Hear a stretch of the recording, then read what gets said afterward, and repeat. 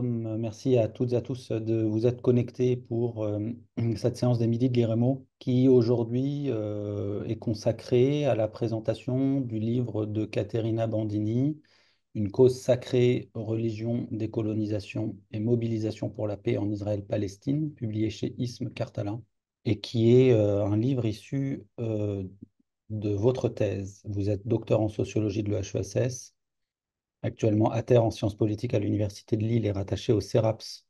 Et vous êtes également cofondatrice et membre du comité de rédaction de Yahani, qui est un média qui décrypte l'actualité israélo-palestinienne. L'objet d'étude de votre livre, alors je vais faire peut-être une brève présentation enfin, une courte présentation, ou introduction plutôt, et puis je vous laisserai la parole pour une présentation de votre livre. L'objet de ce livre concerne les mobilisations religieuses en faveur de la paix en Israël-Palestine. Et vous avez étudié, pour y parvenir, trois catégories spécifiques: des Palestiniens chrétiens, ce que vous appelez le mouvement chrétien de théologie de la libération palestinienne, des Juifs non orthodoxes, composés d'ONG religieuses juives de défense des droits humains et les organisations pour le dialogue interreligieux, et des colons juifs qui prônent le dialogue. Et le postulat, disons, du livre, vous me direz si c'est ça ou si c'est plus précis. Mais c'est que enfin, c'est pas le postulat, c'est l'idée, en tout cas, qui est défendue par ces acteurs.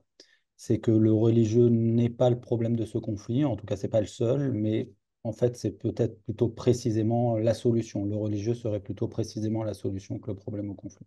Voilà, donc il y a trois niveaux d'études dans votre livre: les organisations et leur contexte d'émergence. C'est un peu les grands axes qui traversent votre livre. Les militants et leur trajectoire, et ce que vous appelez une dimension cognitive du militantisme, donc qui concerne plutôt les récits et les imaginaires de ces militants. Voilà, il y a plein de débats passionnants sur lesquels on va revenir. Je pense notamment à ce débat que vous ouvrez en introduction sur le colonialisme de peuplement, sur l'articulation entre nationalisme et colonialisme, et d'autres débats sur lesquels on pourra sûrement revenir. Je vous laisse la parole pour présenter votre livre. Très bien, merci beaucoup. Donc, merci beaucoup à l'IREMO pour l'organisation de cette présentation et puis à François donc d'avoir accepté d'en assurer la modération. Alors, j'ai quelques diapos, donc je vais partager mon écran. Et voilà, donc ce livre qui vient de paraître, donc vous l'avez dit, il y a un mois chez Cartala et qui, vous l'avez dit aussi, est issu de mon travail de thèse, quoique aussi d'un travail de réorganisation et d'actualisation assez important de ma recherche doctorale. Alors, avant de commencer, petite prémisse pour dire que, bien évidemment, c'est c'est très compliqué de parler de paix dans le contexte actuel. Ça va pas de soi, ça n'a rien d'évident. Donc, j'espère qu'on aura l'occasion de revenir dans la discussion sur ce que je montre dans le livre, à savoir que cette catégorie-là est une catégorie extrêmement ambivalente, déjà sur le plan sémantique. Qu'est-ce que ça veut dire en fait la paix pour ces acteurs et actrices? Et ça veut dire des choses très différentes, très variées. Et puis évidemment par rapport à l'actualité du génocide à Gaza qui n'a pas cessé et au contraire n'a repris là, malgré l'accord de cessez-le-feu. Donc, avant de rentrer dans le vif du sujet, je vais dire quelques mots sur mon questionnement initial et mon itinéraire de recherche. Itinéraire de recherche sur lequel je reviens pas tellement dans le livre, mais sur lequel j'ai beaucoup écrit, comme il est de coutume, dans ma thèse, dans une partie qui porte plutôt sur ma réflexivité en introduction. Donc, n'hésitez pas, si cela vous intéresse, à me poser des questions là-dessus par la suite. Alors là, je vais juste me limiter à commenter ces quelques cartes et graphiques. Donc, ce que vous voyez sur la gauche, c'est un visuel qui a été réalisé par Visualizing Palestine et qui montre en fait la dépossession coloniale du peuple palestinien depuis le début du XXe siècle, donc bien avant la proclamation de l'État d'Israël en 1948.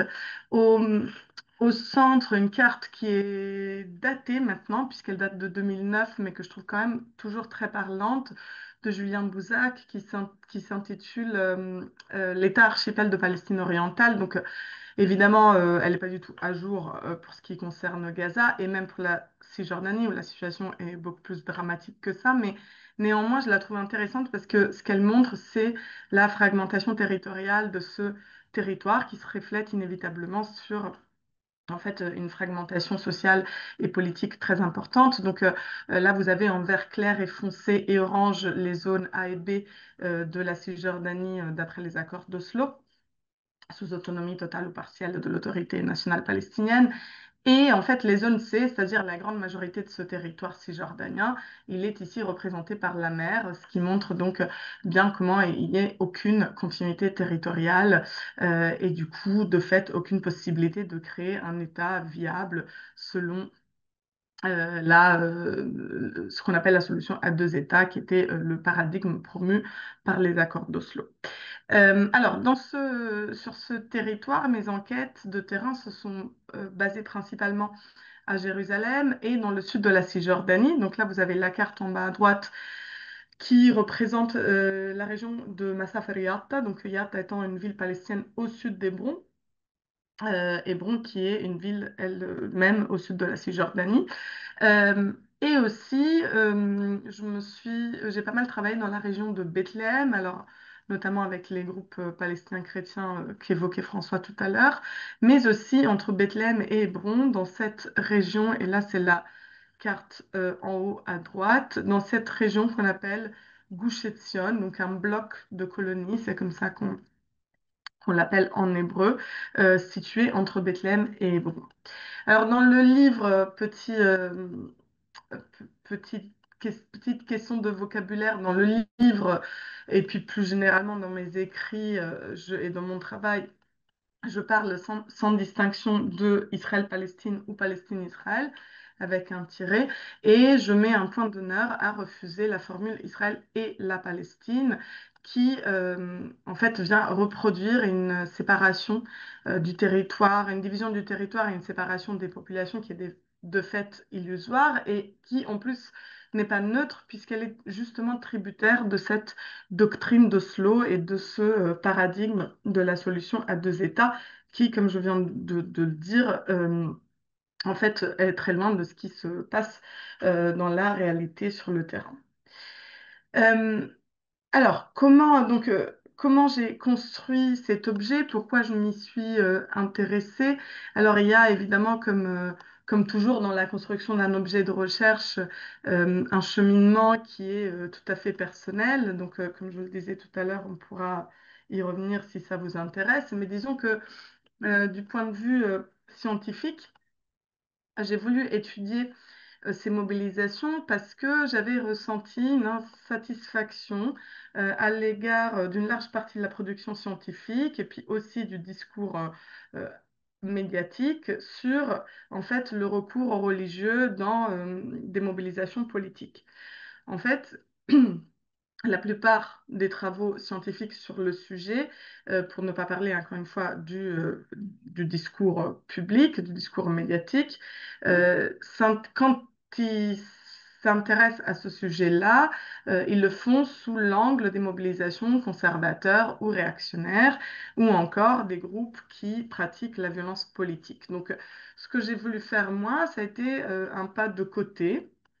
J'ai voulu aller voir ailleurs et questionner le recours religieux dans des mobilisations dites progressistes ou en tout cas qui prônent une forme d'émancipation qui en fait sont des mobilisations pour la justice, pour la paix, pour les droits humains qui n'ont pas recours à la violence politique.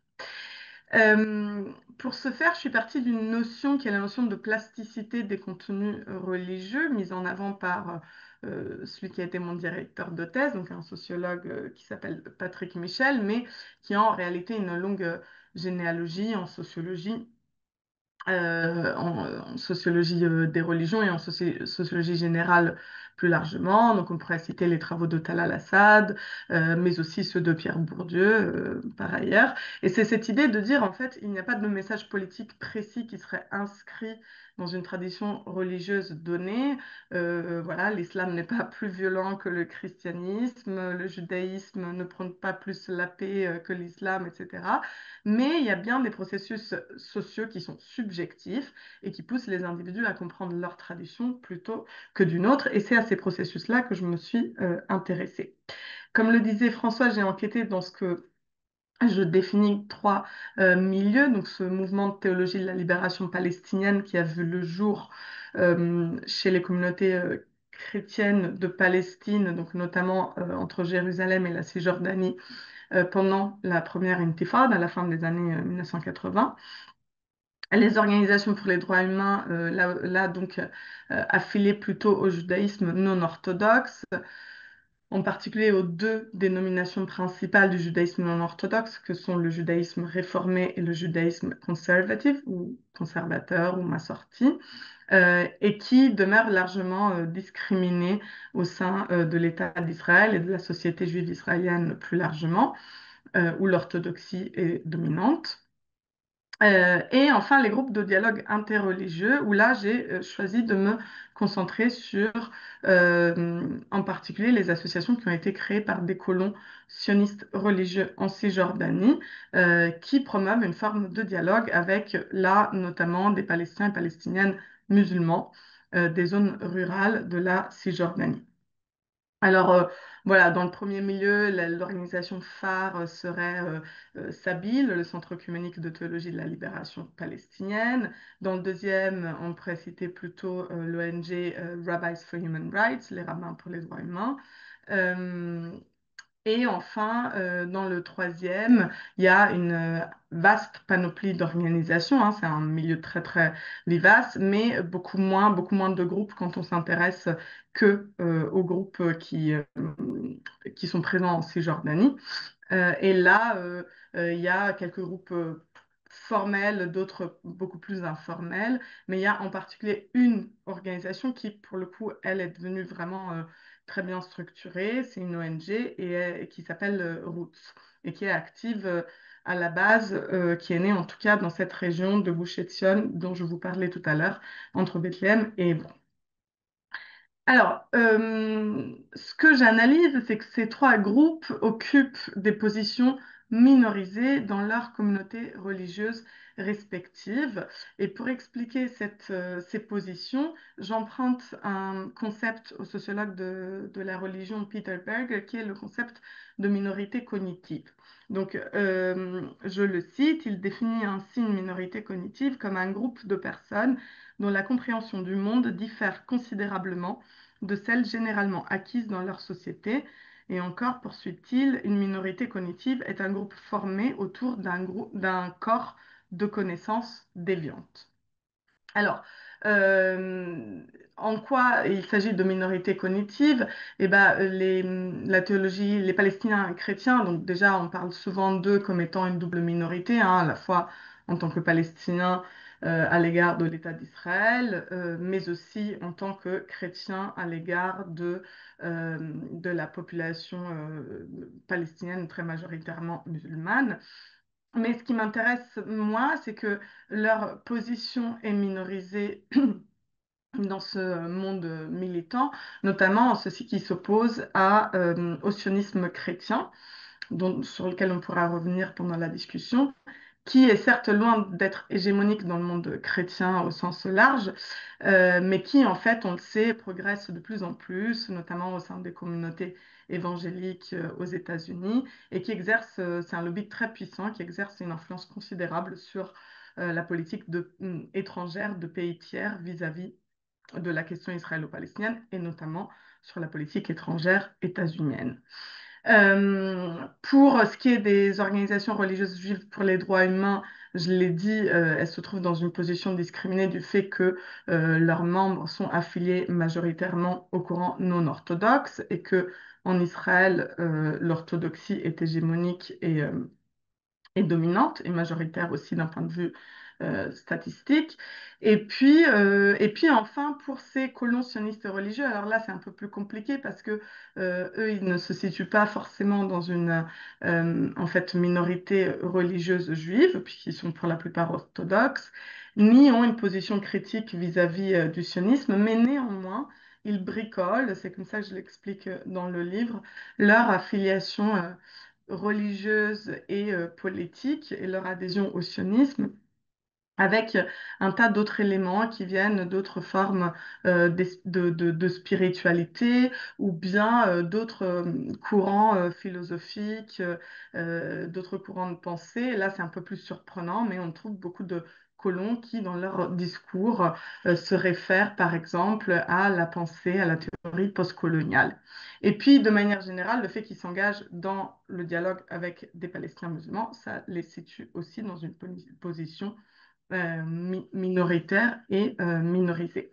Donc, ce qui m'intéresse aussi dans ce concept de minorité cognitive, c'est de montrer à quel point, en fait, c'est une conception sociologique de la minorité, une conception de sociologie politique des minorités. Je ne suis pas du tout dans, en fait, la minorité au sens statistique ou numérique, mais dans une en fait, forme de domination réelle ou perçue de ces différents groupes. Et donc, ces trois milieux qui, donc vous l'aurez compris, sont très différents hein, entre eux, à mon sens, évoluent quand même au sein d'un espace que j'ai appelé l'espace des organisations religieuses pour la paix, où l'on voit qu'il y a une certaine circulation d'idées, mais aussi de personnes euh, et où cette cause défendue, cette cause de la paix, se construit de manière relationnelle, donc à la fois vis-à-vis de leurs adversaires, on va dire, dans leur communauté religieuse respective, et puis aussi par des emprunts et des circulations entre les organisations elles-mêmes. Or, parler d'espace, pour moi, ça revient pas du tout à mettre ces différents groupes et tous ces individus sur le même plan, loin, loin de là, hein, parce que, évidemment, Palestiniens et Israéliennes évoluent dans un contexte colonial et donc au sein d'une relation qui est une relation de domination coloniale. Donc, il ne s'agit pas du tout d'en faire une analyse symétrique. Euh, mais par contre, il s'agit de reconnaître que, il y a en fait des pratiques et des discours communs au sein de cet espace au sein duquel évoluent ces acteurs et ces organisations. Et il s'agit aussi de dire que si au sein de cet espace, la catégorie de paix continue d'être mobilisée, de faire sens, même si on lui donne des sens très différents, et ben c'est parce que justement, elle est reliée à une idée religieuse, à un engagement de type aussi religieux, là où la paix est un concept qui est largement discrédité et délégitimé euh, dans la société palestinienne au sens large, par la gauche radicale israélienne qui est très largement séculière, antisioniste, décoloniale, etc., et même si elle représente une toute petite minorité en Israël, et puis catégorie qui est aussi largement discréditée au sein des mouvements de solidarité transnationale. Alors, je vais passer très rapidement. Donc, moi, j'ai fait une enquête ethnographique plus ou moins par immersion, hein, visa touristique permettant. Et comme vous l'avez compris, l'originalité de ce travail, c'est que je suis allée enquêter des deux côtés, entre guillemets, donc aussi bien au sein de l'État d'Israël, à Jérusalem, en Cisjordanie, et en Cisjordanie, aussi bien auprès des communautés palestiniennes que des colonies israéliennes.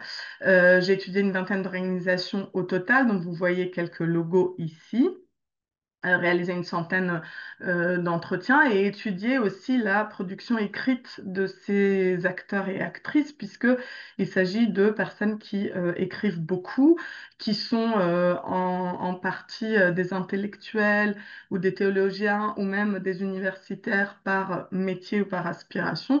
Donc cette production écrite, ce rapport critique au savoir et au savoir religieux tout particulièrement, occupe une place vraiment centrale dans ces engagements. Donc, je vais me concentrer dans le temps qui me reste sur les chapitres 2 et 3 qui sont ceux où je reviens sur les trajectoires en fait de mes enquêtés et sur les cadres, ce que j'ai appelé les cadres religieux de l'expérience militante. Donc, je vais expliquer ce que j'entends par là. Alors, d'abord, au niveau des trajectoires, ce qui m'a semblé intéressant, sachant qu'il s'agit, je l'ai dit, d'une diversité très importante d'acteurs et d'actrices, et donc mon corpus est très hétérogène. Euh, j'ai voulu mettre l'accent sur une expérience commune, un facteur, un dénominateur commun, qui est ce sens d'appartenance, comme je le disais, à une minorité. Et je parle bien de sens d'appartenance, je reviens à ce que je disais tout à l'heure sur une conception de sociologie politique de la minorité et non pas une conception numérique ou statistique, pour dire que c'est vraiment subjectif. Là, je parle aussi d'acteurs qui sont des juifs israéliens, voire même des juifs israéliens installés dans des colonies en Cisjordanie, et qui font état de leur position minorée ou minorisée, alors que par ailleurs, ils se situent dans une position de domination dans cette relation coloniale avec les Palestiniens. Donc ce sentiment-là, je l'ai appelé la subjectivité minoritaire. Et c'est à mon sens ce qui explique en fait en grande partie les répertoires d'action, les discours, mais aussi les alliances qui peuvent se forger au sein de cet espace. Alors voilà, j'ai étudié notamment la socialisation religieuse et politique de mes enquêtés pour en dégager quelques éléments communs là aussi. Donc, on remarque un rôle central des figures féminines de l'univers familial qui sont présentées comme celles ayant transmis avec les valeurs religieuses aussi des valeurs éthiques qui sont ensuite, en fait, qui deviennent ensuite le centre de l'engagement militant. Par exemple, l'altruisme, la vocation, l'ouverture à l'autre, l'idée même de paix, de justice, etc. Donc là, on parle en sociologie de l'engagement de dispositions qui sont ensuite activées ou réactivées pendant l'engagement militant. Chez les Palestiniens chrétiens et Palestiniennes chrétiennes, une socialisation œcuménique très importante.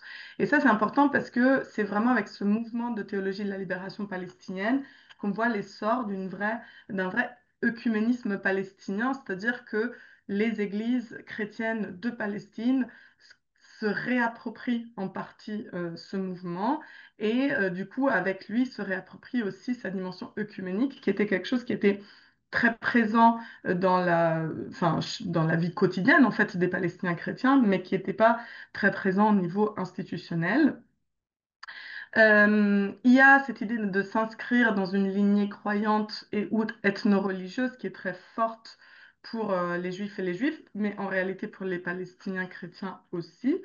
Et enfin, il y a pour ces acteurs et actrices qui n'ont pas reçu d'éducation religieuse en famille, donc pendant leur socialisation primaire, ou alors qui ont choisi de changer de dénomination, par exemple, qui sont passés du judaïsme réformé au judaïsme orthodoxe, un phénomène, une expérience qui est vécue et présentée comme une forme de conversion et qui acquiert une importance considérable ensuite au moment de s'engager dans des organisations pour la paix, les droits humains.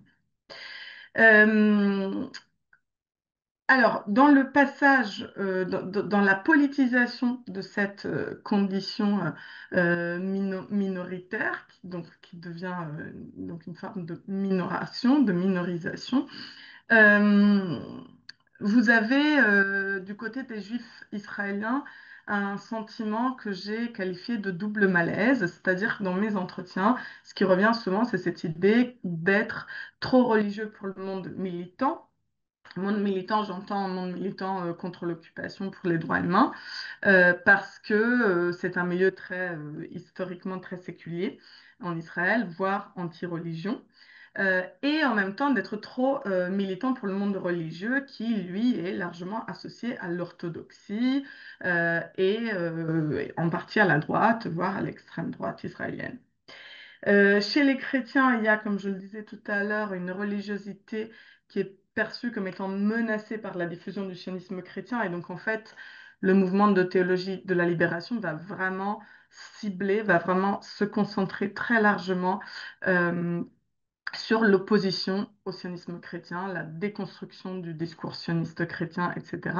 Donc la preuve, c'est par exemple cette conférence qui a lieu tous les 2 ans à Bethléem, qui s'appelle Christ at the Checkpoint. Donc vous avez une image ici. Euh, et enfin, dans cette politisation se voit dans la pratique du dialogue, comme je le disais tout à l'heure, qui est très minoritaire et discriminé entre colons et Palestiniens. Alors là aussi, il faut faire la part des choses, c'est-à-dire pour des Palestiniens de Cisjordanie, ça peut avoir des conséquences graves. Donc, moi, j'ai recueilli des témoignages de personnes qui ont, par exemple, perdu leur emploi au sein de l'autorité palestinienne parce qu'on a su qu'ils interagissaient avec des colons. Côté colonie, c'est pas du tout le cas, il n'y a pas du tout le même niveau de risque du tout. Néanmoins, ça reste un engagement qui est perçu par la majorité des habitants des colonies comme, en fait, étrange, inutile, voire inacceptable. Et enfin, donc dans le passage à l'acte militant, dans la logique qui préside l'engagement, il y a aussi certains événements qui me paraissent importants. Donc forcément pour les Palestiniens, l'expérience de la Nakba vécue en première personne ou transmise par la famille. Pour les Juifs non orthodoxes, l'inscription de leur domination dans une dynamique qui est déjà une dynamique contestataire, même sur d'autres fronts que la question palestinienne. Donc, par exemple, il s'agit de dénominations qui, depuis des décennies, luttent pour avoir la même égalité que les dénominations orthodoxes vis-à-vis de l'État, le même salaire que les rabbins orthodoxes, le droit de pratiquer les mêmes rituels que les rabbins orthodoxes, ce qui n'est pas du tout encore acquis, ou encore l'égalité homme-femme au sein de la liturgie juive. Donc, par exemple, ce qui revenait dans les entretiens, c'était des témoignages qui disait en fait c'est déjà tellement rare et exceptionnel de vouloir être une rabbin réformée en Israël que quand on fait des choix aussi singuliers dans la sphère religieuse, bah, ça mène forcément, naturellement, à se poser des questions aussi dans la sphère du politique.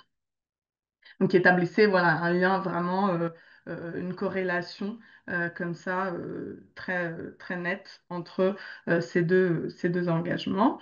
Et enfin, une critique religieuse d'Oslo, ça c'est vrai plutôt pour les colons, où là, c'est une critique qui n'est pas du tout basée sur en fait l'injustice intrinsèque de ces accords, le fait qu'ils ne résolvaient pas une grande partie des enjeux cruciaux pour la population palestinienne, qui restait liée à une certaine mentalité coloniale, sioniste, etc.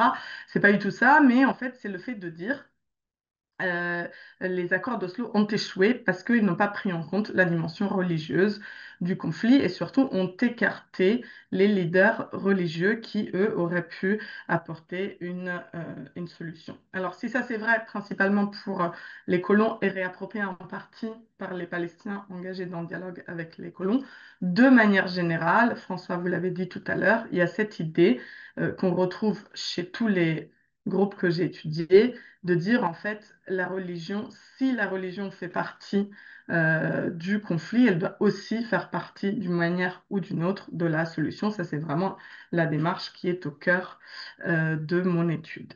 Enfin, pour ce qui est des cadres religieux de l'expérience militante, donc ça c'est mon chapitre 3. Alors je ne vais pas avoir le temps de lire les citations, mais brièvement, dans ce chapitre, je m'intéresse en fait à la construction de sens au cours de l'engagement et aux ressources que mobilisent les acteurs et actrices dans cet espace. Et j'étudie en fait ce qui fait qu'ils choisissent de s'engager comme ils le font. Alors, je mets en perspective leur carrière militante, donc leur trajectoire militante sur le long terme, avec d'une part avec le parcours migratoire, Ce qu'on remarque, c'est que les Palestiniens chrétiens ont pour beaucoup une socialisation internationale très importante, mais aussi que pour les Juifs et Juives qui ont immigré, qui se sont installés en Israël, s'engager dans ce milieu-là, ça leur donne la possibilité de se mobiliser tout en respectant leur style et leur rythme de vie, c'est-à-dire le style et le rythme de vie religieux. Donc ça, c'est le sens de la première citation de quelqu'un que j'ai appelé Shlomo qui est engagé dans Rabbis for Human Rights. Ensuite, j'ai mis en perspective la carrière militante avec la trajectoire institutionnelle. Et là, c'est vrai surtout pour le mouvement de théologie de la libération palestinienne, parce que, comme je le disais tout à l'heure, les églises chrétiennes de Palestine ont longtemps fait l'impasse sur tout ce qui touchait à la politique, ne se sont pas positionnées sur le conflit colonial, sur l'occupation, sur les questions de justice, de paix, etc. Et dès qu'elles ont commencé à le faire suite en fait, à l'issue de ce mouvement, et ben, cela a vraiment donné une crédibilité et une légitimité à beaucoup de Palestiniens chrétiens aussi pour s'engager ou pour poursuivre leur engagement. Donc ça, c'est le sens de la citation de Moundaris Haq, qui est un théologien palestinien originaire de Beth Sahour, directeur de cette initiative Christ at the Checkpoint. Et enfin, je mets en perspective la carrière militante avec l'histoire du conflit colonial. Pourquoi? Parce qu'à chaque étape, nouvelle étape du conflit, il y a forcément des changements en fait de paradigme dans la manière de penser la lutte et que ça impacte donc les acteurs et actrices en fonction de là où ils en sont dans leur vie aussi personnelle, professionnelle, militante, etc. Donc ça, ce que j'ai remarqué, c'est que il y a chez un certain nombre d'acteurs et d'actrices, à la fois chrétiens, comme c'est le cas de Khalil que je cite ici, mais aussi juifs, c'est après la seconde intifada que on décide donc de s'orienter vers un engagement dans une organisation religieuse. Donc Khalil, par exemple, c'est quelqu'un qui avait milité dans tout un tas de groupes plutôt séculiers et qui, en fait, désillusionnés, désenchantés par l'échec d'Oslo et la seconde intifada, redécouvrent, au contraire, plutôt découvre en fait son identité chrétienne qui jusqu'alors n'était pas quelque chose d'important dans sa vie et s'engage plutôt dans un militantisme qui mobilise ce langage religieux, comme il le dit lui-même. Je me suis intéressée aussi à ce que ce militantisme produit en termes de rétribution, comme on dit en sociologie du militantisme, en sociologie des mouvements sociaux, c'est-à-dire qu'est-ce que, en gros, ces militants gagnent, les bénéfices qu'ils tirent de ce militantisme. Il y a des rétributions qui sont d'ordre tout à fait symbolique, on pourra y revenir dans la discussion, donc vraiment par rapport à leur légitimité en tant que intellectuels, savants, théologiens dans le monde religieux, mais il y a aussi des rétributions tout à fait matérielles.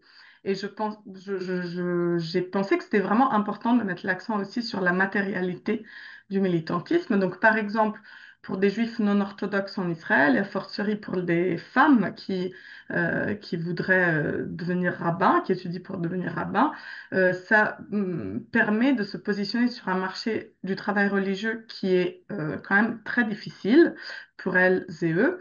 Et du coup, le fait d'avoir un poste salarié dans une ONG, par exemple, ça peut donner, ça, en fait, ça peut leur permettre d'exercer la fonction rabbinique comme ils et elles l'entendent, alors que c'est plus difficile de le faire en tant que rabbin de congrégation en Israël. Pour des Palestiniens engagés dans le dialogue avec des colons, ça permet de sécuriser des relations de voisinage, entre guillemets, avec des colons voilà, qui ne s'engagent pas dans la violence, et de sécuriser aussi des opportunités d'emploi dans les colonies, ou bien d'obtenir des permis d'entrée en Israël, parce que ces colons-là sont souvent, ont des liens, des relations en fait très importantes avec l'armée ou avec l'administration civile en Cisjordanie. Et puis là aussi, ça ouvre des opportunités d'emploi également au sein de ces organisations elles-mêmes, dont par exemple Roots, donc vous voyez là une photo des leaders principaux de cette ONG. C'est, comme je vous le disais, désormais une ONG avec quelques membres salariés. Pour conclure, il est évidemment trop tôt pour prédire en fait l'effet du génocide sur ces groupes, sur ces mobilisations, et j'ai envie de dire plus largement sur les catégories religieuses qui ont été complètement ébranlées en fait par la violence.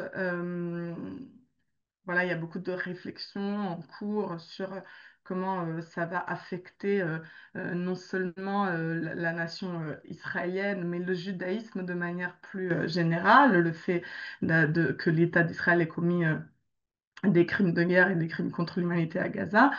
Euh, Néanmoins, ce que je peux en dire, c'est que ces mobilisations, ces groupes ont continué de se mobiliser, alors sur des fronts extrêmement variés et pas tous sur les mêmes fronts, mais à la fois dans le soutien, dans la solidarité à la population gazaoui, dans les manifestations contre la guerre, pour la libération des otages, pour ce qui est des colons aussi dans le soutien aux populations déplacées des abords de la bande de Gaza, des kibbutzim qui ont été attaqués le 7 octobre 2023. Et puis aussi avec des alliances qui se sont forgées tout récemment et qui peuvent paraître assez paradoxales, comme par exemple entre Sabil et Rabbis for Human Rights, qui étaient deux ONG qui se respectaient mais qui ne se mobilisaient pas ensemble, et c'est le cas maintenant. Euh, et enfin, un point en fait, qui me paraît central, tout ce qu'on peut en tout cas dire en guise de conclusion, c'est que je pense, j'espère avoir montré avec cet ouvrage que ce langage religieux minoritaire, il participe en fait de la construction de la cause de la paix et que en tant que sociologue, du moins, on se doit de le prendre au sérieux, même s'il donne lieu à des positions, à des mobilisations qui peuvent être tout à fait ambivalentes, paradoxales. On pourra y revenir si ça vous intéresse. Et pour juste montrer en fait l'importance de ce langage religieux minoritaire, là, c'est une campagne d'affichage qui vient pas du tout des groupes que j'ai étudiés dans le livre, mais qui vient vraiment d'activistes de la gauche radicale israélienne. Donc, comme je le disais, des individus qui sont plutôt très détachés de leur identité juive, très largement antisionistes, décoloniaux, etc. Et qui néanmoins, pour Yom Kippour 2024, donc en octobre de l'année dernière, ont réalisé cette campagne d'affichage. Donc la ville de Jérusalem s'est réveillée un matin avec ces affiches collées un peu partout, qui faisaient le lien entre les versets d'une des plus importantes prières du Kippour et les crimes de guerre et contre l'humanité commis par l'État d'Israël à Gaza. Donc vous voyez, nous avons été mauvais pour le ciel et pour l'humanité, nous avons volé, nous avons commis un crime.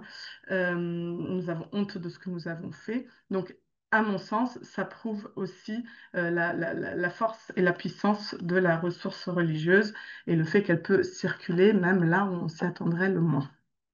Je vous remercie. Tu l'as dit à plusieurs reprises, c'est quelque chose qui revient un peu dans le livre et même dans ta présentation et dans le chapitre 5 en particulier de ton livre. Ça veut dire quoi la paix?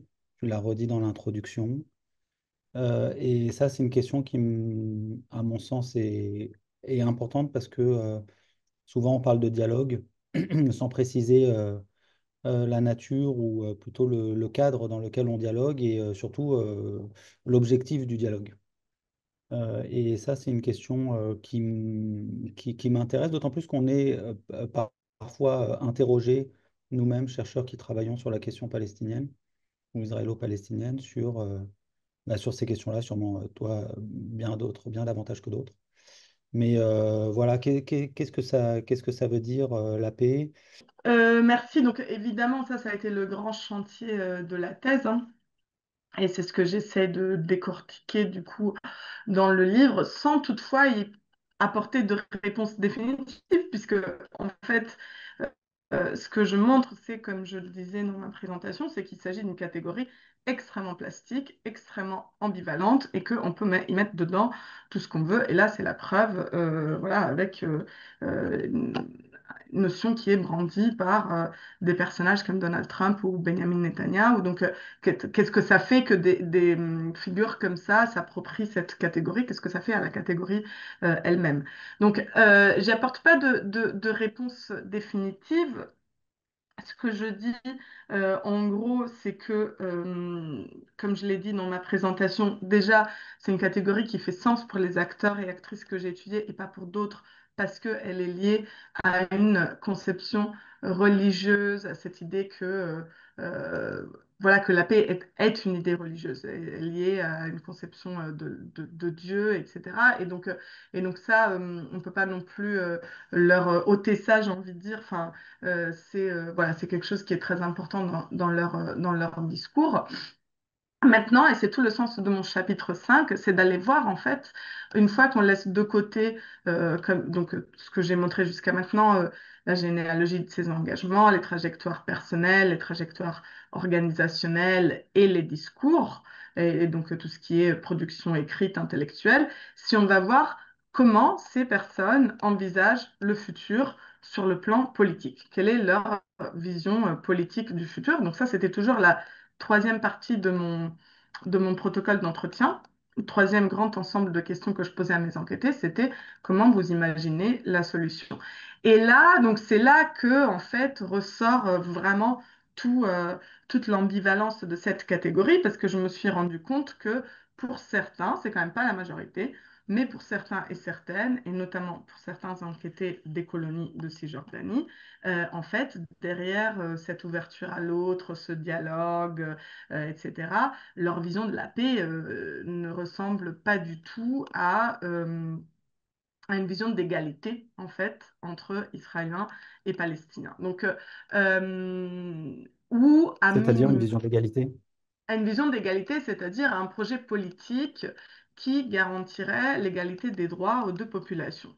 Euh, et ce qui est très paradoxal, c'est que des fois, ils justifient des projets politiques que moi, dans le livre, je compare à en fait les Bantoustans en Afrique du Sud pendant l'apartheid, pour ce qui est de la condition qui serait, d'après eux, la condition des Palestiniens dans ce projet politique à venir.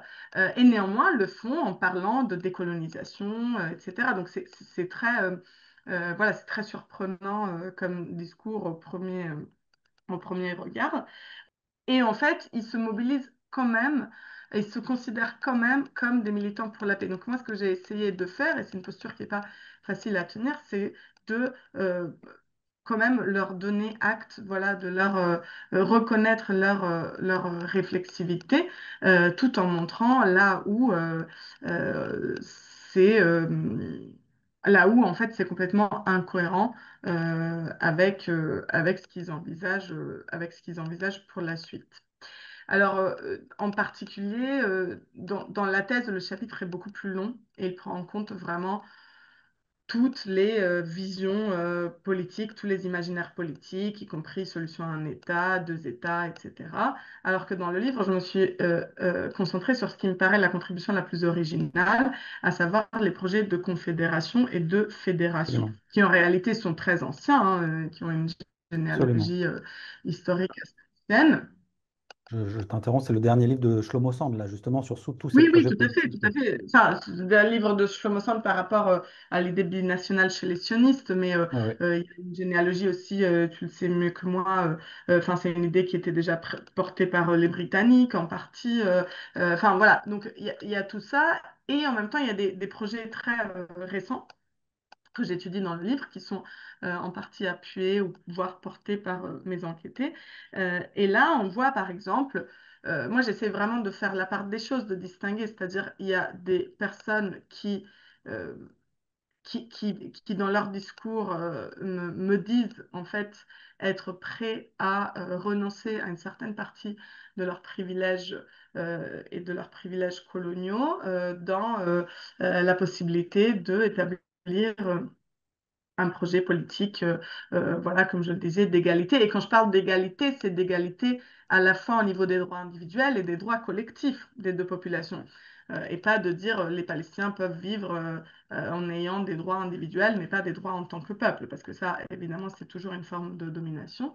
Donc, j'essaie de faire la part entre les acteurs qui m'ont dit ça et puis les acteurs avec qui, encore une fois, après avoir creusé un petit peu, il ressortait que leur idée de fédération, eh ben, c'était une forme de annexion totale de la Cisjordanie, sans donner de droits justement collectifs au peuple palestinien et avec une cantonalisation qui, encore une fois, rappelle plutôt l'Afrique du Sud sous l'apartheid que une confédération démocratique comme il y en a tant dans le monde. Voilà. Est-ce qu'il mentionne, puis, est-ce qu'il mentionne par exemple la déclaration d'État juif de 2017? Enfin, est-ce que ça rentre dans leur système d'analyse de la La résolution? déclaration d'État juif de 2017, tu fais référence à quoi? C'est celle À la loi de 2018? 18-18, pardon, excuse-moi, oui, oui. À la loi de... Et c'est- Non, ça c'est quelque Parce que là, chose tu parlais de qui est privilèges coloniaux, c'est pour ça, je pense à ça. Là, précisément, il y a un privilège. tout à fait, tout à fait. Donc, non, alors cette loi sur l'État-nation, elle est critiquée, y compris par certains de mes enquêtés dans les colonies, mais encore une fois, ceux qui sont prêts à euh, en fait, à reconnaître l'existence d'un autre peuple qui a des droits collectifs, etc., qui sont niés par l'État d'Israël. Donc, en ce sens-là, elle est. Après, ce qui est problématique, et ça me permet de revenir à la question que tu posais sur le dialogue aussi, c'est que même chez ces individus-là, qui en fait semblent s'être engagés sur un chemin qui est un chemin en partie de déconstruction de leurs privilèges, même si de déconstruction toute relative, parce que j'ai pas rencontré de colons qui me disent voilà, j'ai compris qu'il faut que je parte d'ici et que je restitue la terre aux Palestiniens. Donc on reste, mais néanmoins qui semblent engagés dans une certaine remise en question de leurs privilèges. Ce qui est problématique, c'est qu'il y a toujours une forme de symétrie dans leur discours et dans leur pratique à laquelle on n'échappe pas. Et ça, bon, ça, je ne suis pas revenue dessus, mais ça me permet de répondre à ta question. Mais ça, c'est la principale critique qu'on peut faire à en fait, à tout le milieu du dialogue et qui est quelque chose qui a beaucoup été étudié déjà largement par la littérature scientifique, qui est de dire, en fait, euh, comme tu le disais, quel objectif du dialogue, parce qu'on peut s'asseoir et discuter, mais il faut partir du postulat que la réalité, elle est pas symétrique, elle n'est pas pacifiée, qu'on n'est pas dans une position égalitaire au moment où on dialogue, et que cette position qui n'est pas égalitaire, elle vient du fait qu'on est dans une situation coloniale. Et ça, c'est quand même quelque chose qui ne ressort pas souvent, en fait, dans les activités de dialogue. Et c'est quelque chose qui est très critiquable et très critiqué. Mais en tout cas, par exemple, un projet de confédération que j'ai étudié et qui est porté de manière plus ou moins officielle par cette ONG de colons et de Palestiniens qui s'appelle Roots, c'est un projet de confédération qui s'appelle A Land for All, Two States, One Homeland, qui est assez intéressant parce que c'est une sorte de groupe qui rassemble des gens voilà, assez diverses et variées des deux sociétés, y compris quelques colons, encore une fois, même si ils sont très minoritaires dans le collectif. Et pourquoi ça peut brasser aussi large, y compris chez des acteurs religieux? Parce qu'il y a cette idée de reconnaissance mutuelle entre les deux peuples, des droits des deux peuples sur l'ensemble du territoire entre le fleuve Jourdain et la mer Méditerranée et d'indivisibilité de la terre. Donc eux, après, ils promeuvent voilà, une confédération basée sur la solution à deux États, mais avec liberté de circulation, de mouvement, etc. Et il y aurait tant de choses à dire sur ce projet et tant de critiques à faire, mais voilà, il peut parler à ces acteurs-là parce qu'il y a cette notion d'indivisibilité de la terre et de reconnaissance mutuelle que eux ils promeuvent et donc qui est clairement en opposition avec la loi État-nation de 2018. Ah, j'ai une question là qui vient d'arriver et que je lis. Bonjour, merci pour votre présentation. Deux questions. Avez-vous relevé une évolution sur le temps de votre enquête qui a dû s'étendre sur un certain temps, supposément, enfin dit la personne qui pose la question, dans la dynamique de ces groupes? Se sont-ils Hmm. développés? Ont-ils fait face à des difficultés? Et je ne sais pas, je pose peut-être la deuxième question que tu vois, Katerina, également. Ces différents groupes, les trois ensemble, ont-ils des contacts les uns avec les autres, par exemple? Est-ce que les acteurs des théories chrétiennes palestiniennes ont connaissance des groupes de colons militants religieusement pour la paix? Oui, merci beaucoup pour ces questions. Alors, effectivement, bon, il y aurait beaucoup de choses à dire, et évidemment, évidemment, comme je le disais en conclusion, avant et après 7 octobre, sauf que c'est un peu tôt pour vraiment comprendre les effets du 7 octobre, sachant que moi, j'ai pu refaire un terrain très court, je ne sais plus si je l'ai dit, en juin-juillet 2024, mais je n'ai pas pu y retourner depuis, et même je suis restée que 2 semaines et demie, donc voilà. Alors, ils se sont développés en partie. Donc, par exemple, cette ONG de colons et palestiniens qui s'appelle Roots, dont j'ai parlé, s'est énormément développée. Quand moi, je l'ai rencontrée en début 2017, elle a été fondée en 2014. Début 2017, c'était encore un tout petit groupe relativement informel. Aujourd'hui, c'est une ONG avec environ une vingtaine de salariés à temps plein en partiel, peut-être un peu moins, mais un noyau dur de quand même une vingtaine d'activistes, et qui a ouvert des branches, comme ils disent, un peu partout en Cisjordanie, qui est très active dans la récolte de fonds aux États-Unis, dans des églises et des synagogues. Donc voilà, euh,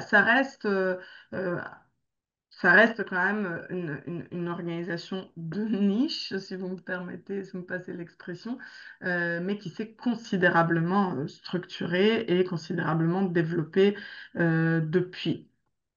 Pour ce qui est des difficultés, il y en a eu. Alors, il y a eu par exemple des lois qui sont passées entre 2018 et 2019. J'en parle dans le livre pour en fait restreindre les accès des Palestiniens à l'État d'Israël, et qui ont particulièrement affecté donc les organisations pour le dialogue actives plutôt au sein de l'État d'Israël, qui cherchent à ramener des Palestiniens pour voilà, des activités de dialogue, des conférences ou des choses comme ça. Donc ça a été...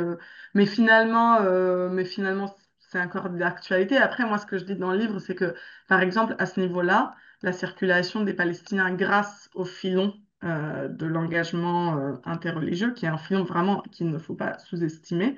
Il y a beaucoup de Palestiniens. C'est pour ça que je mets l'accent sur la matérialité des rétributions. C'est-à-dire que moi, j'ai assisté à des scènes où, en fait, on se rend compte que les Palestiniens ils participent à ces activités aussi, et peut-être surtout parce que ça leur permet de voyager, d'aller à Jérusalem, d'aller à la mer, de visiter Al-Aqsa, etc.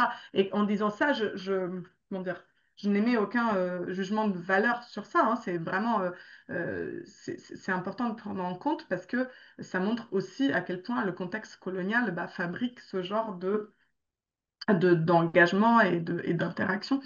Et donc, en fait, ce que je dis, c'est que post 7 octobre, et bah, ça va être, je pense, en réalité, de plus en plus exploité, puisque d'autres moyens de déplacement, notamment par le travail, sont de plus en plus limités par l'État d'Israël. Donc, les rares Palestiniens qui ont ce genre, enfin, les rares ou pas, mais en tout cas, les Palestiniens de Cisjordanie qui ont ce genre d'accès, qui sont insérés dans ce genre de milieu, ils vont, je pense, essayer d'en profiter davantage pour se déplacer au sein de l'État d'Israël. Et pour ce qui est de votre deuxième question, oui, alors ça c'est quelque chose que j'ai peut-être pas assez dit, mais tout à fait, c'est pour ça que je parle d'espace aussi, parce qu'il y a, comme je le disais, une circulation de discours, d'idées, mais aussi de personnes. euh, alors, ces groupes ont connaissance les uns des autres, très clairement. Maintenant, au niveau des alliances, qui se mobilise avec qui, ça, c'est changeant. Ok. Donc, ce que je disais à la fin, par exemple, Sabine et les rabbins pour les droits humains, qui maintenant, depuis 2 ans, co-organisent une marche interreligieuse à Jérusalem. Il y a une édition en mai 2024 et une autre en mai 2025. Ça, c'est relativement nouveau. Sabile, euh, voilà, c'est une organisation qui ne s'engageait pas dans ce genre d'action avec des organisations juives et maintenant le fait avec tout un discours qui est de dire en fait on ne va pas s'en sortir si on refuse de parler aux religieux de l'autre côté. Et encore, Rabbins pour les droits humains, bon, c'est une organisation sioniste, mais c'est une organisation sioniste de gauche, de juifs, voilà, non orthodoxes, etc. Mais il y a même des tentatives de dialogue avec des groupes plus radicaux. Donc ça peut paraître surprenant, mais ça existe. Donc tout à fait, oui. Antoine, qui vous remercie. Ok, moi j'ai une question un peu qui a trait à l'actualité scientifique, si j'ose dire, mais qui est quand même relativement liée. Awas Seniger, qui est professeur des universités en histoire Mm. contemporaine à Paul Valéry, a publié tout récemment un livre qui s'appelle Dieu est avec nous, le 7 octobre et ses conséquences, comment les religions islamiques et juives justifient la violence. Et du coup, je me demandais si précisément les deux spectres de ces groupes qui, qui s'appuient sur des discours religieux, dialoguent, enfin, s'il y a une communication, s'ils construisent aussi leur dialogue en opposition, enfin, s'ils sont en contact d'une manière ou d'une autre. Oui, c'est une très bonne question. Et d'ailleurs, on m'a invité en mai. Probablement, je vais discuter de mon livre. Enfin, il y aura une discussion croisée de nos deux ouvrages organisés par l'Association française de sciences politiques. Alors, moi, je ne l'ai pas lu, son livre encore. Et comme tu dis, voilà, enfin, voilà, vu de l'extérieur, et je ne l'ai pas lu encore, mais on dirait qu'on s'est intéressé vraiment aux deux spectres opposés de l'engagement religieux. Moi, ce que je montre dans la thèse et dans le livre, c'est qu'en fait, ce qui est très étonnant, c'est que les groupes que j'ai étudiés, les individus que j'ai étudiés, euh, disent mobiliser un langage religieux, entre autres parce que, comme je le disais tout à l'heure, ils veulent s'adresser à ce qu'ils considèrent comme leurs adversaires au sein de leur communauté religieuse. Donc, ils veulent défendre une autre vision du christianisme, une autre vision du judaïsme, montrer, et non seulement la défendre, mais montrer un peu à la manière des féministes religieuses. C'est un parallèle que je tisse dans le livre avec les féministes, avec les féminismes islamiques et les féminismes juifs. À la même manière, ils veulent montrer non seulement qu'une autre identité religieuse chrétienne ou juive est possible, euh, mais en plus qu'elle est vraiment inscrite dans les textes. Qu'en fait, ils ne sont pas en train de dévier, qui ne sont pas en train de inventer quelque chose, mais qu'ils sont légitimés par la tradition elle-même.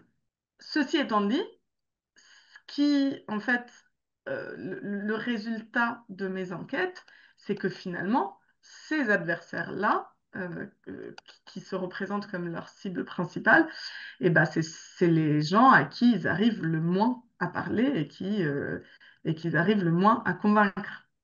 Donc finalement, alors que voilà, il y a beaucoup plus de dialogue, comme je disais tout à l'heure, avec d'autres organisations au sein de cet espace qui défendent à peu près le même discours.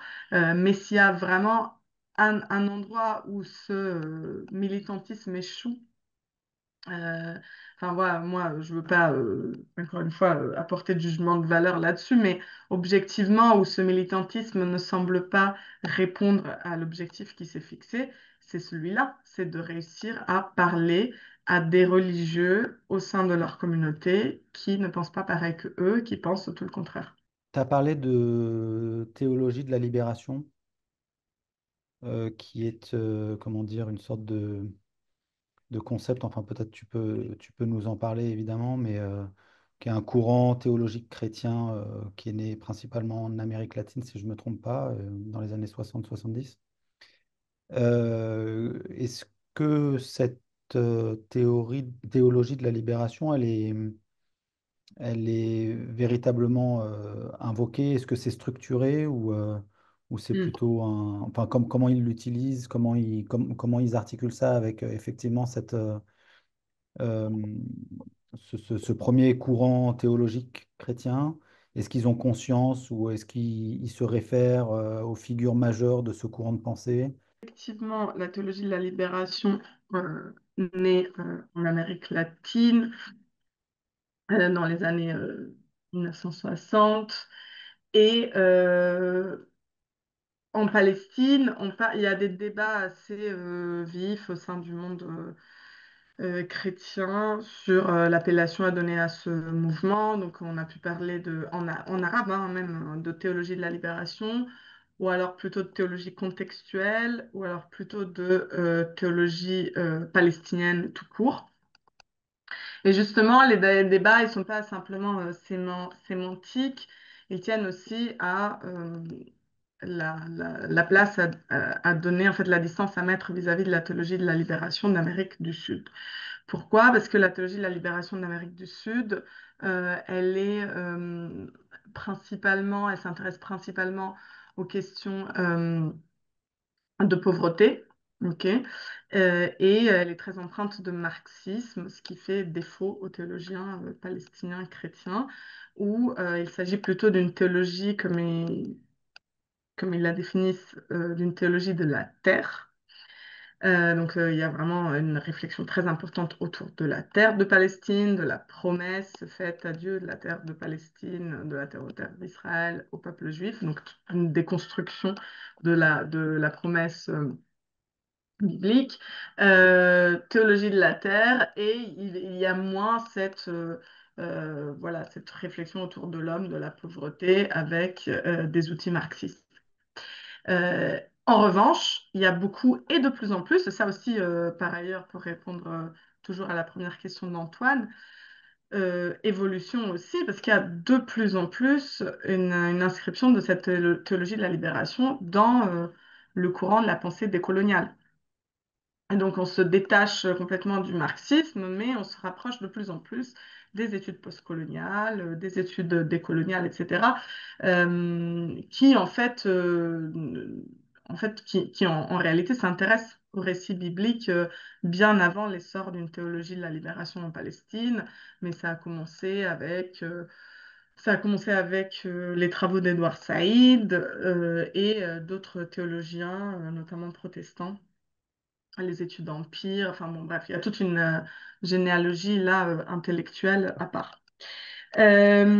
Donc, il y a certainement des références, mais il y a aussi une volonté de mettre à distance pour toutes les raisons que je viens d'évoquer.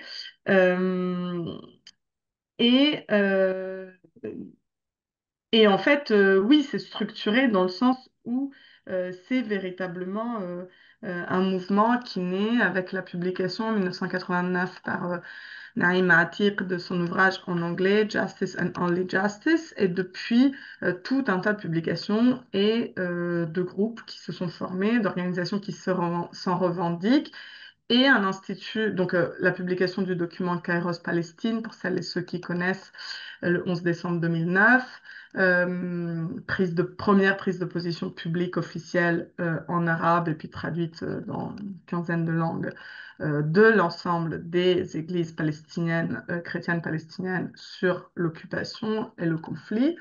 Euh, et aussi un institut que je mentionne à plusieurs reprises dans le livre, qui s'appelle le Bethlehem Bible College, qui a été fondé à la fin des années 1970 et qui est un institut de formation du clergé protestant en Palestine, mais qui forme aussi, qui a aussi des programmes d'études à partir de la licence sur voilà, la théologie, le pèlerinage, comment former des guides pour des pèlerinages chrétiens qui aient cette conscience politique et qui donc donnent cette coloration politique à leur pèlerinage. Et tout ça se fait vraiment dans le sillon de la théologie de la libération palestinienne, en mobilisant les écrits, les outils, les concepts. Tout ça est très explicite, donc très structuré pour répondre à ta question. Juste si je peux rajouter quelque chose qui est plus étonnant, c'est qu'il y a très peu de dialogue avec un autre pan de la théologie de la libération, qui est la théologie de la libération islamique. Ça apparaît beaucoup moins, tandis que par contre, ça dialogue beaucoup avec, bah, je l'ai dit, la théologie de la libération d'Amérique du Sud, la théologie de la libération noire aux États-Unis, la théologie de la libération féministe, et puis surtout avec la théologie de la libération qui a vu le jour en Afrique du Sud, parce que le premier document Kairos a été publié en Afrique du Sud par une majorité de clercs noirs, en fait, qui étaient opposés à l'apartheid. Donc tout ça, c'est très présent chez les Palestiniens, chez les théologiens palestiniens chrétiens, alors que la théologie de la libération islamique, qui pourtant existe, est beaucoup moins présente dans leur discours et dans leurs écrits. Et parmi ces théologiens euh, palestiniens, chrétiens, est-ce que il y a des liens, enfin c'est sûrement pas incompatible, mais est-ce qu'il y a des liens avec les factions palestiniennes? Est-ce que ces gens, alors je vais pas dire encartés, ça n'a aucun sens, mais enfin, c'est pas un peu, pas tout à fait adapté, quoi, disons. Mais Hmm. est-ce qu'il y a des affiliations politiques connues, revendiquées? Oui, alors c'est une bonne question et c'est quelque chose qu'effectivement j'ai peut-être pas assez exploré dans mes entretiens, mais oui, oui, oui, il y en a, que ce soit alors au Fatah euh, ou bien, il me semble que j'ai eu des témoignages aussi par rapport au FPLP. De toute façon, on sait que historiquement, les chrétiens ont été très présents, complètement surreprésentés par rapport à leur petit nombre dans le mouvement de libération nationale de manière générale. Euh, et donc, oui, oui, mais c'est pas quelque chose qui est forcément mis en avant. C'est peut-être pour ça aussi que j'ai pas eu le réflexe de vraiment l'explorer en entretien, mais j'ai eu quelques témoignages en ce sens, oui. Oui, Mm. c'est pas quelque chose qui vient spontanément. Non. Leur, et quand tu dis j'ai eu quelques éléments dans les témoignages, c'est-à-dire que c'est eux qui en ont parlé et Oui. qui ont signifié leur affiliation ou leur... euh, Oui, ou alors leurs affiliations passées. Voilà, ça, peut-être c'est pas. intéressant dans les trajectoires. Tout à fait. Oui, oui, tout à fait. Bah, par exemple, alors il y a quelqu'un que je cite dans la thèse et je crois que je ne le cite pas dans le livre. Euh, voilà, théologien engagé dans l'écriture du document Kairos et qui travaille pour un centre Interchurch Center in Jerusalem, un truc comme ça, un centre chrétien œcuménique. Et qui lui, par contre, par exemple, me fait état de son engagement pendant la première pendant la première intifada, y compris dans des actions violentes, etc. Et puis une sorte de reconversion non violente, parce que il y a quand même ça, et c'est peut-être pour ça aussi que ça vient pas beaucoup dans les entretiens, c'est-à-dire que en fait, il y a quand même un élément central dans la théologie de la libération quand elle se structure, et notamment à partir de Kairos, qui est de mettre en avant cette idée de non-violence. C'est Ok. une non-violence que eux, ils comprennent d'une manière très pragmatique, c'est-à-dire, et ça c'est dit explicitement dans Kairos, ils ne refusent pas en fait, la lutte armée en tant que lutte légitime d'un peuple colonisé, mais en revanche, ils pensent qu'elle est contraire à leurs valeurs chrétiennes et qu'elle est contre-productive politiquement, stratégiquement dans le contexte actuel. Ils ne délégitiment pas, mais ils Non, n'appuient pas. voilà, c'est ça, exactement. Donc, C'est c'est la intéressant. position qui est défendue, oui. Mm. Ok. Et Merci par beaucoup. ailleurs aussi vis-à-vis du 7 octobre, donc ça c'est quelque chose, j'ai Oui, beaucoup par moins exemple. de matériel, oui, j'ai beaucoup moins de matériel là-dessus, mais l'année dernière, j'ai rencontré voilà, quelqu'un que je connais, qui est un jeune théologien, qui fait partie plutôt de cette génération qui est beaucoup plus axée justement euh, décolonisation et décolonisation aussi de la théologie de la libération palestinienne, hein, avec un discours beaucoup plus radical à plein de niveaux. Et il y a quelques jeunes théologiens palestiniens qui soient en Palestine ou dans la diaspora, qui travaillent en ce sens, qui écrivent sur ça. Et voilà, donc lui, par exemple, il me disait, il tenait le même genre de discours vis-à-vis du 7 octobre, qui n'est pas un discours de soutien, mais qui n'est pas un discours de délégitimation non plus. Oui, il y a quelque chose qui revient à plusieurs reprises dans le livre, c'est ta propre positionnalité. Ça revient souvent l'idée des deux côtés. Et en même temps, dans la présentation, tu dis toi-même que c'est assez subjectif quand on pense à la fluidité des profils que tu as étudiés, qui partagent une subjectivité minoritaire. Et enfin, ça me paraît en fait, à la fois je comprends très bien l'idée, et en même temps, je me dis que c'est peut-être beaucoup plus complexe que ça, ces deux Mm. côtés. Est-ce que plutôt que un côté contre l'autre, est-ce qu'il n'y aurait pas quelque chose, est-ce qu'ils ne partagent pas autre chose plutôt que la question de la paix? Est-ce qu'il n'y aurait pas un terrain commun qui serait peut-être celui, alors bon, évidemment, tu en as parlé, la religion, etc., mais par exemple la place du droit dans dans ces valeurs en partage.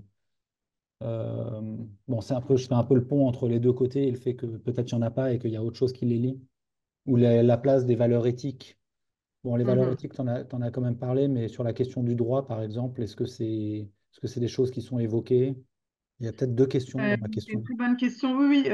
Bah, non, mais en fait, alors, deux choses sur ça. Quand je parle de deux côtés, il y a un côté très prosaïque de dire, euh, voilà, moi, je prône vraiment une recherche sur l'ensemble des espaces israélo-palestiniens. C'est ce que j'ai fait. Je pense que c'est important et intéressant de le faire. Je pense en même temps qu'on a un besoin absolu aussi de spécialistes que de la société israélienne, que de la société palestinienne. Je pense qu'on a besoin de tout ça. Et donc, quand je parle de deux côtés, je parle justement de moi, mon rapport au terrain qui s'est construit comme ça, sans encore une fois délégitimer d'autres manières de faire du terrain.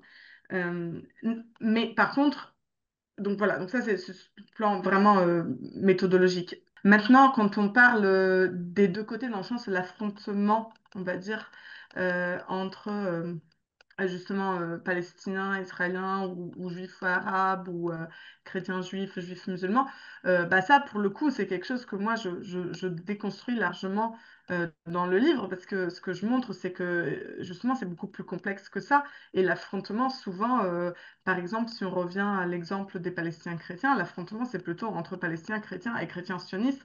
J'ai un tas de témoignages dans le livre aussi de Palestiniens chrétiens qui me disent mais nous, en fait, notre problème principal, c'est même pas les juifs, c'est même pas le sionisme juif, c'est le sionisme chrétien. Donc non, non, tout à fait. Moi, je déconstruis complètement l'idée qu'il y aurait ce face-à-face aussi simple, alors que, comme tu le dis, c'est beaucoup plus complexe et aussi beaucoup plus fluide que ça. Par rapport à leur terrain commun, oui, oui, sur les valeurs éthiques, je l'ai dit dans le sens où, pour moi, ce qui justifie leur mobilisation, leurs alliances, etc., euh, c'est le fait de partager des valeurs, y compris au sein de traditions différentes, dénominations différentes, courants différents, etc. Pour ce qui est de la place du droit, alors là, c'est plus compliqué, c'est une question vraiment intéressante. On voit qu'il y a, par exemple, chez les militants juifs pour les droits humains, toute une réflexion que je montre dans le livre sur les droits humains comme valeur juive, et donc sur le fait qu'il faut respecter le droit international aussi, peut-être surtout parce que c'est en fait un geste, un comportement juif à avoir, quoi. Il y a ce référentiel-là. Euh, le droit international demeure de manière générale structurant dans le sens où quand même on se rend compte que malgré toutes les critiques vis-à-vis de cet ordre, ça reste quand même très mobilisé à la fois par les Palestiniens, par les Israéliens et par les mouvements de solidarité transnationale. Et ça, c'est vrai aussi pour toutes les organisations que j'ai étudiées qui s'y réfèrent quand même constamment. Euh, y compris par exemple Roots, cette ONG de colons et palestiniens dont j'ai parlé, ils ont eux-mêmes publié une déclaration sur les droits humains qui reprend largement la Déclaration universelle des droits humains et toutes les notions classiques de droit international. Donc oui, oui, c'est un terrain commun, sauf, j'ai envie de dire, peut-être quelques individus plus à la marge de cet espace et plus radicaux des colonies notamment, qui eux continuent de mettre la suprématie en fait ethno-religieuse juive, j'ai envie de dire, au-dessus même du droit international. Et donc pour répondre à cette question, s'il y a un problème dans chaque groupe par rapport aux autres du même groupe au niveau religieux, ce que je disais tout à l'heure, c'est que en fait, ces différentes organisations se construisent dans l'idée de porter une vision, que ce soit une vision de l'identité juive ou de l'identité chrétienne, de la manière d'être juif ou d'être chrétien notamment, ou d'être musulman aussi, mais il y a moins de musulmans dans mon échantillon, qui soit alternative en quelque sorte, qui soit en lien avec les valeurs qu'ils défendent, de paix, de justice, de non-violence, etc., d'égalité en grande partie. Euh, et ce que je disais, c'est que par contre, ce que j'ai réalisé, ce que je montre dans le livre, c'est que finalement, euh, ils n'arrivent pas très bien à convaincre les autres membres de leur communauté religieuse qui défendent au contraire des idées d'exclusivité ethnique ou raciale ou religieuse, de violence, de suprématie, d'oppression, etc. Le dialogue ne se fait pas si bien que ça, alors que pour eux, ce serait censé être possible justement parce qu'eux, ils maîtrisent ce langage religieux. Donc j'ai un exemple, ce sera plus facile à comprendre parce que ce sera plus incarné. Par exemple, les militants juifs pour les droits humains que j'ai suivis, ils participent à des actions en Cisjordanie qui consistent à accompagner des bergers palestiniens sur leurs terres, dont ils se font constamment attaquer, chasser par les colons ou l'armée. Donc là, on parle de colons violents, c'est pas du tout les colons de mes groupes de dialogue que j'ai étudiés, on parle de colons qui vont attaquer. Moi-même, j'en ai été victime en accompagnant ces groupes, en lançant des pierres, enfin, c'est des actions très violentes.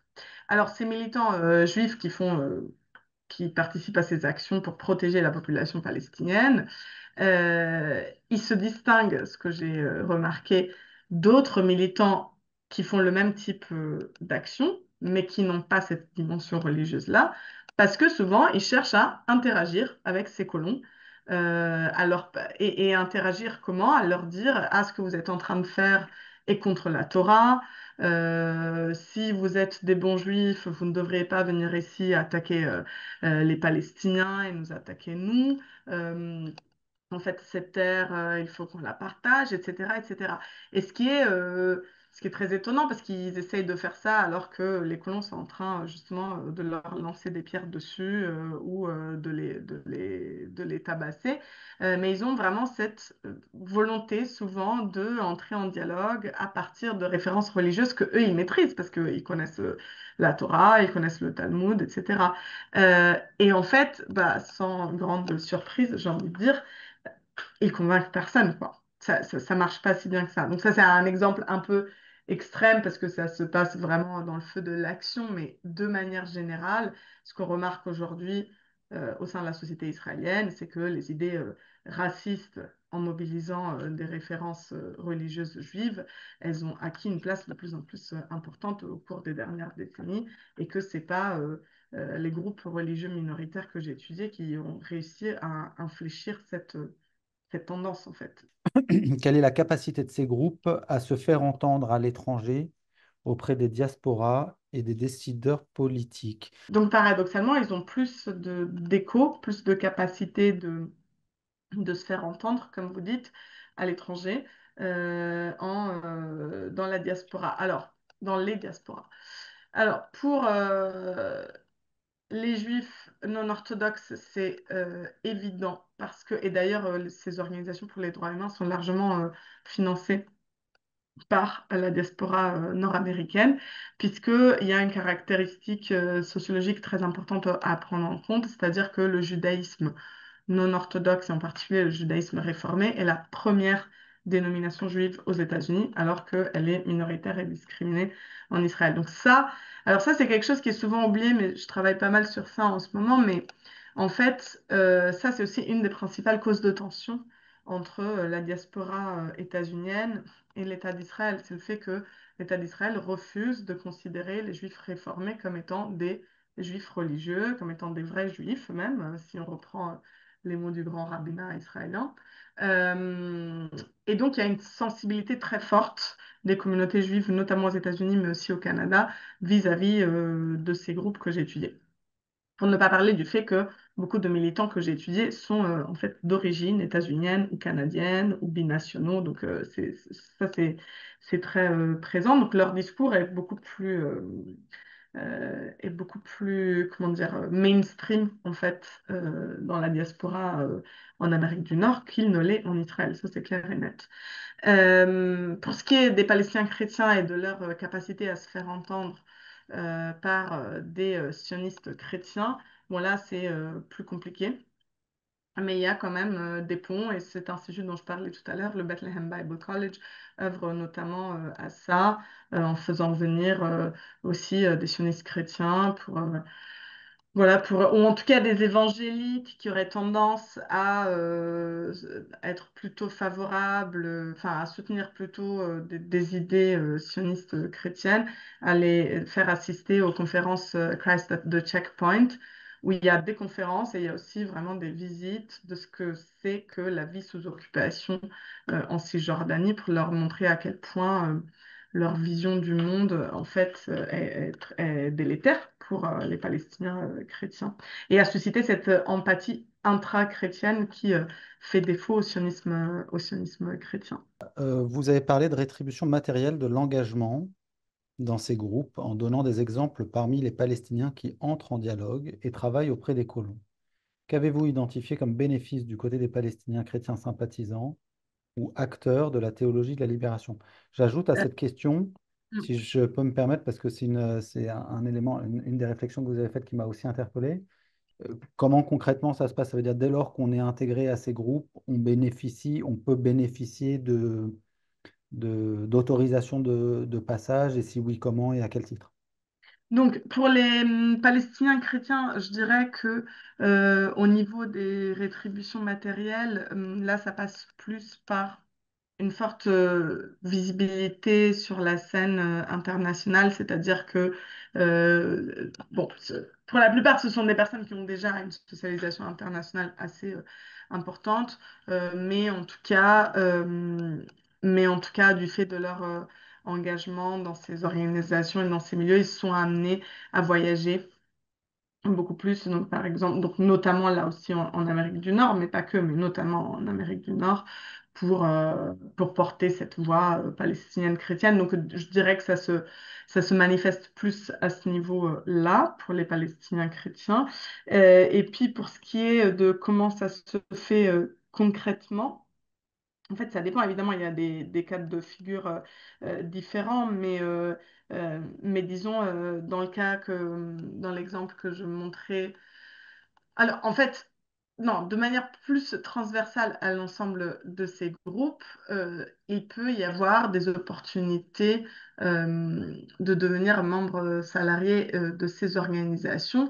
Dans certains cas, c'est recherché, c'est-à-dire on voit qu'il y a des gens, voilà, chrétiens, juifs, musulmans, palestiniens, israéliens, qui se sont engagés dans des études, par exemple, dans tous ces domaines de la résolution des conflits, peace building, etc., pour qui, du coup, c'est un peu une suite logique que de travailler, de devenir membre salarié dans des organisations actives dans ces domaines-là.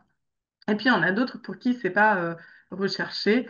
Euh, et à ce moment-là, ça vient, par exemple, ce que j'ai étudié par rapport à certains militants de Roots, ça vient avec le développement, l'évolution de la structure organisationnelle. Et c'est, comment dire? un investissement beaucoup plus sur le long terme, puisque c'est pas dès le départ qu'on a accès à ce genre d'opportunités. Dernière chose, s'il y a quelque chose qui te traverse l'esprit avant que nous fermions ce dialogue. Bah, pas vraiment, j'ai l'impression d'avoir déjà beaucoup parlé. Je Oui, vous remercie absolument, c'était passionnant, pour vraiment. votre, oui, pour votre attention. Et puis voilà, pour celles et ceux que ça intéresse de poursuivre la discussion. Donc, Il est très net. il est en vente, alors Oui, sur Paris, notamment à la librairie Cartala, dans le 13e, et à la librairie Le Merle Moqueur, dans le 20e, où il y a aussi une présentation de prévue pour le 19 novembre, en compagnie de Clémence Vendriès, qui fait partie de Yann également. très bien. Eh ben, merci beaucoup, Katerina, pour cette présentation vraiment passionnante. Et puis à bientôt.